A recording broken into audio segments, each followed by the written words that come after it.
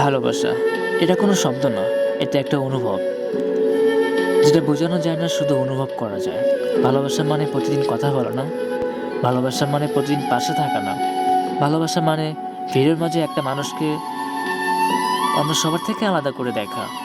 ভালোবাসা চিৎকার করে বলা হয় না, এটা নীরবেই মানুষটাকে আগলে রাখে।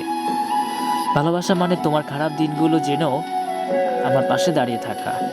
ভালোবাসা মানে তুমি ভুল করলে হাত ছেড়ে দেওয়া না, বরং আরো শক্ত করে তার হাতটা ধরা। সব ভালোবাসার গল্পের মতো হয় না, সব ভালোবাসায় হাসি থাকে না সব সময়। কিন্তু ভালোবাসায় কষ্ট থাকে, অপেক্ষা থাকে, নীরব রাত থাকে। তবুও মানুষ ভালোবাসে, কারণ ভালোবাসা যুক্তি বুঝে না। ভালোবাসা এমন এক অনুভূতি যেখানে নিজের সুখের চেয়েও অন্যজনের সুখ বেশি গুরুত্বপূর্ণ হয়ে যায়।